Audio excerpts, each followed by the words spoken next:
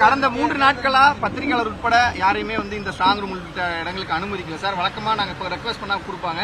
3 நாளுக்கு அப்புறம் வந்திருக்கீங்க, பாதுகாப்பு ஏற்பாடு எப்படி இருக்கு, அதை பத்தி தமிழகம் முழுவதும் 39 சென்டர்ஸ் இருக்கு டோட்டலா. சென்னையில் 3 இருக்கா. ஸோ தலைவர் அவர்கள் எல்லா வேட்பாளர்களையும்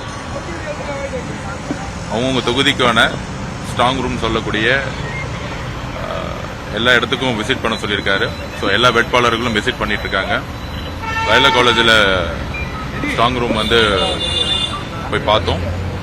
பெரம்பூர் தொகுதியிலிருந்து சிவா வந்திருக்காரு பெரம்பூர் தொகுதிக்காக. ஸோ அனைத்து ஏற்பாடுகளும் சிறப்பாக இருக்கு. கவுண்டிங் டே அன்னைக்கு தகுந்த பாதுகாப்பு கொடுக்கணும்.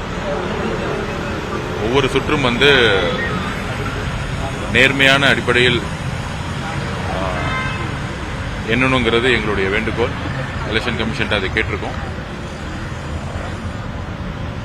லயோலா காலேஜை பொறுத்த வரைக்கும் எந்த பிரச்சனையும் இல்லை இது வரைக்கும். கவுண்டிங் அன்னைக்கு இங்க 2 சிஎம் கேண்டிடேட்டோட வாக்குகள் என்ன போறாங்க, அன்னைக்கு பரபரப்பான சூழலா இருக்கும். அன்னைக்கு என்ன கோரிக்கை தேர்தல் அன்னைக்கு வைக்கணும்னு நினைக்கிறீங்க? என்ன மாதிரி பாதுகாப்பு ஏற்பாடு? இல்ல, அந்த ஒவ்வொரு பொதுவா ஒவ்வொரு ரவுண்டையும் கரெக்டா டைம் கொடுத்து உள்ள போய் பார்த்தோம். கிட்டத்தட்ட 28 கேண்டிடேட் எங்க தொகுதிக்குள்ளே இருக்கிறாங்க. பட் ஆனா கிளாஸ் ரூம்ஸ் சின்னதா இருக்கு. ஒவ்வொரு ரவுண்ட்லயும் கிட்டத்தட்ட ஒரு 5-6 பேருக்கு மேல நிக்க முடியாத அளவுக்கு சின்ன சின்ன இடமா தான் இருக்கு. கவுண்டிங்கான ரூமை போய் பார்த்தோம். ஸோ அதுல கொஞ்சம் டைம் கொடுத்து ஒவ்வொரு ரவுண்டையும் நம்ம டைம் கொடுத்து கரெக்டா எண்ணி கரெக்டா அனௌன்ஸ் பண்ணுங்கிறது தான் எங்களுடைய வேண்டுகோள். கரெக்டா நடக்குங்கிறத நம்பிக்கை எங்களுக்கு இருக்கு. சிஎம் கொடைக்கானல் போயிருக்காரு, டெபுட்டி சிஎம் துபாய் போயிருக்காரு, எடப்பாடி பழனிசாமி அவர்கள் சேலத்தில் இருக்காரு. So where is Vijay sir? அவருக்கு என்ன plan sir? Is going and vacation? Counting எப்படி பண்ணணும், ஸ்ட்ராங் ரூம் மானிட்டரிங் எப்படி பண்ணிட்டு இருக்கீங்கிற கட்சியோட வேலையில டெய்லி எங்களை கூப்பிட்டு இந்த எலெக்ஷனுக்கான பணியை டெய்லி மீட்டிங்ல இருக்காரு.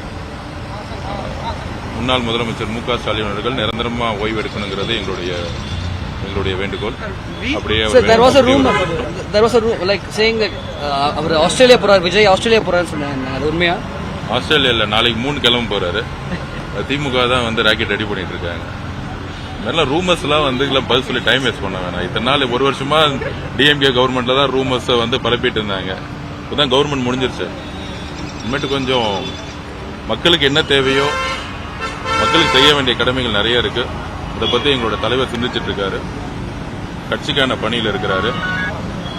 கவுண்டிங் டே அன்னைக்கு என்னென்ன செய்யணுங்கிறத இதுதான் எங்களை கூப்பிட்டு எல்லாத்துக்கும் இன்ஸ்ட்ரக்ஷன் கொடுத்து